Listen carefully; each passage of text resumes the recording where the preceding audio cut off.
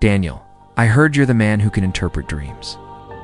I heard you have the Spirit of God in you and that you're really smart. I've heard the story of the writing on the wall before.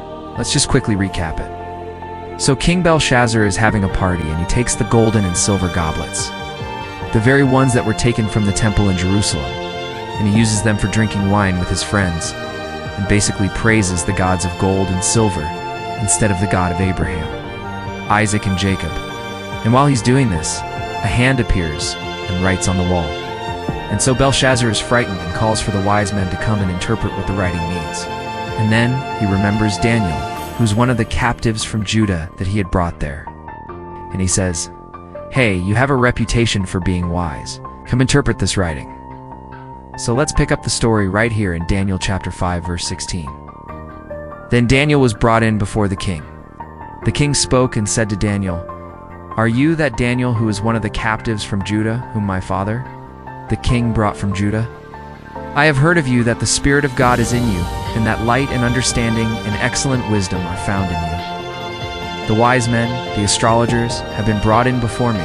They should read this writing and make known to me its interpretation." But they could not give the interpretation of the thing.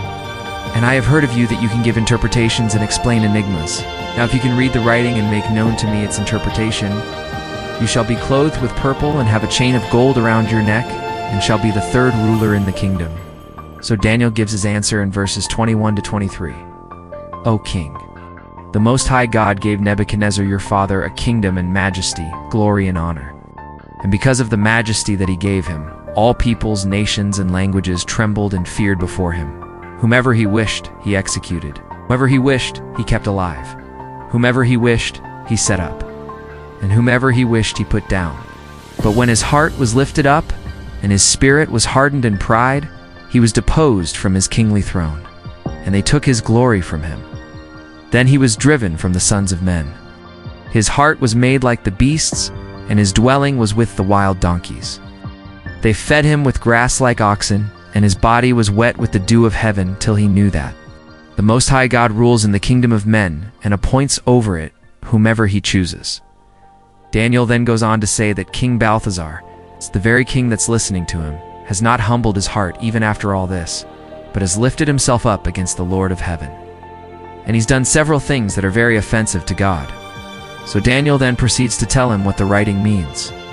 And it means that God has numbered his kingdom and finished it. "You have been weighed in the balances and found wanting.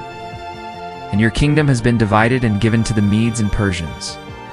And that very night, Belshazzar was killed, and Darius the Mede received the kingdom.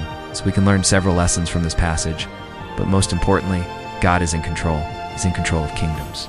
He's in control of history. And no matter how much the enemy tries to thwart God's plan, God always gets the final say. Thanks for watching. Until next time, be blessed.